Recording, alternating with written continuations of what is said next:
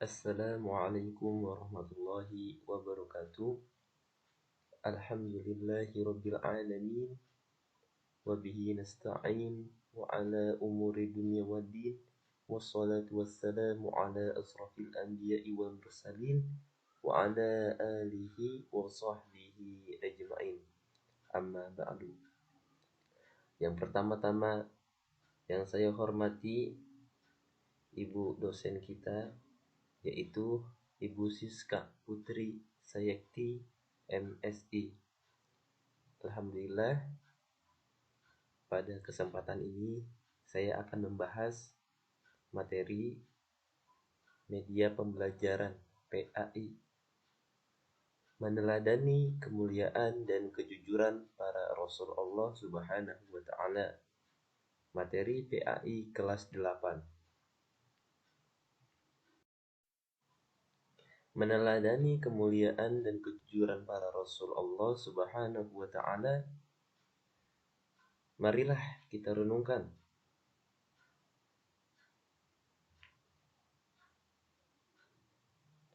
Apa jadinya apabila di dunia ini tidak ada panutan atau teladan?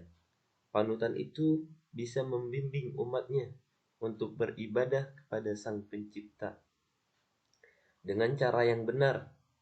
Jika tidak ada panutan, tentu banyak sekali masalah yang akan timbul di antara umat manusia. Masing-masing kelompok saling bertikai untuk mencari benarnya sendiri-sendiri.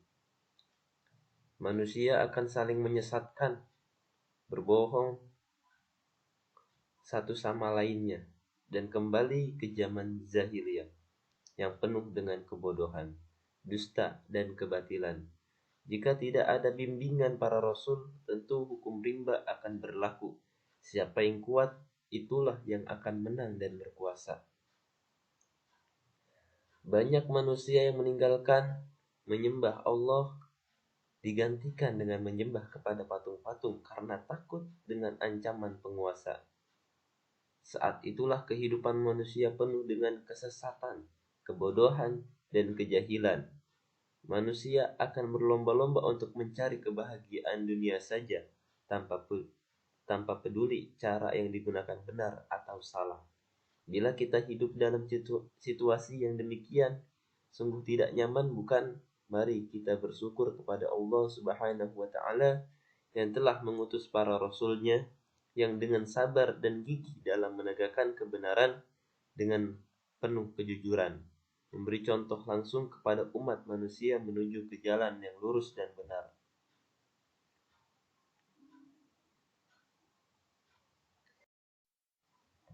Pengertian iman kepada Rasul.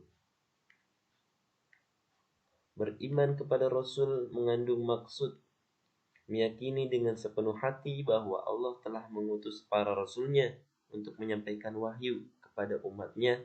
Para Rasul bertugas menyampaikan wahyu dari Allah untuk memberikan petunjuk bagi umat manusia ke jalan lurus sehingga dapat mencapai kebahagiaan di dunia dan di akhirat. Atau Rasul. Yang kedua, tugas para Rasul. Para Rasul memiliki tugas yang diamanatkan Allah kepada mereka. Mereka merupakan manusia terpilih yang sengaja diutus oleh Allah untuk memperbaiki keadaan kaumnya. Adapun secara rinci tugas berikut para Rasul. Yang pertama, sebagai pembawa ajaran tauhid yang benar, yakni mengesahkan Allah dan meluruskan kembali ajaran-ajaran tauhid yang sesat di kalangan kaumnya. Yang kedua, sebagai pembawa kabar gembira bahwa hamba-hamba Allah yang taat kelak akan mendapatkan balasan kebaikan di surga. Yang ketiga, sebagai pemberi peringatan bahwa manusia yang ingkar, berbuat kejahatan, maksiat, dan menganiaya akan mendapatkan balasan di neraka. Dan yang keempat, membina kehidupan manusia agar menerapkan akhlak yang mulia. Sifat-sifat para Rasul. Kalian pasti sudah tahu bahwa Rasul adalah utusan Allah Subhanahu wa Ta'ala. Para rasul mempunyai sifat atau kepribadian yang akan dijadikan teladan atau contoh bagi umatnya. Selain sifat wajib yang harus dimiliki, ada juga sifat mustahil. Jadi sifat wajib terbagi menjadi 4. Sidik artinya berkata benar, amanah artinya dapat dipercaya, tabligh artinya menyampaikan, fatonah artinya cerdas. Dan sifat mustahil. Kazib artinya dusta, khianat artinya tidak dapat dipercaya, khitman artinya menyembunyikan, baladah artinya bodoh.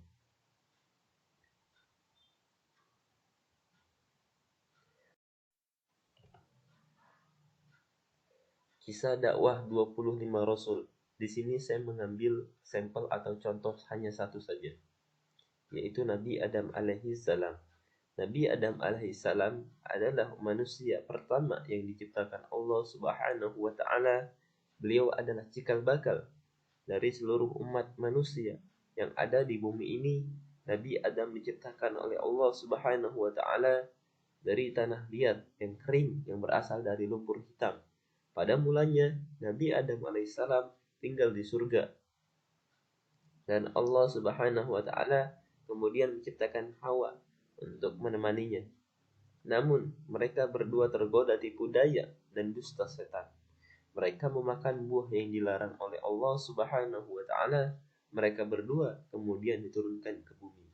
Peristiwa ini menjadi pelajaran berharga bagi kita bahwa setan itu selalu menginginkan manusia agar terjerumus ke dalam kesesatan dan kebohongan.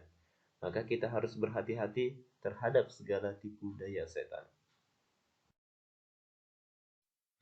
Yang kelima, Rasul Ulul Azmi. Adapun Rasul Ulul Azmi yaitu ada 5.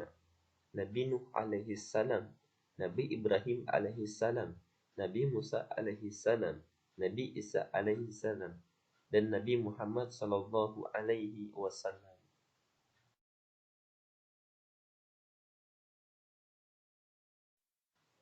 Hikmah beriman kepada Rasulullah Subhanahu wa taala ada 4. Meneladani sifat-sifat mulia para nabi dan rasul seperti bersikap adil, jujur, kesabaran, keteguhan, dan semangatnya dalam berdakwah menegakkan ajaran-ajaran Allah Subhanahu wa taala. Umat-umat terdahulu mengalami kehancuran dan mendapat azab dari Allah Subhanahu wa taala karena mereka ingkar, sombong, dan menyekutukan Allah. Hal ini menjadi pelajaran bagi kita untuk senantiasa menjaga keimanan dan perilaku kita agar sesuai dengan ajaran Allah Subhanahu wa taala. Selalu meningkatkan keimanan dan ketakwaan kepada Allah Subhanahu wa taala agar negeri kita mendapatkan kemakmuran dan keberkahan. Dan yang terakhir, kita selalu patuh dan taat dalam melaksanakannya semua yang diperintahkan oleh Allah Subhanahu wa taala dan menjauhi apa yang menjadi larangannya. Terima kasih, cukup sekian, kurang lebih mohon maaf. Billahi taufiq wal hidayah, wa ridho wa rinayah. Wassalamualaikum warahmatullahi wabarakatuh.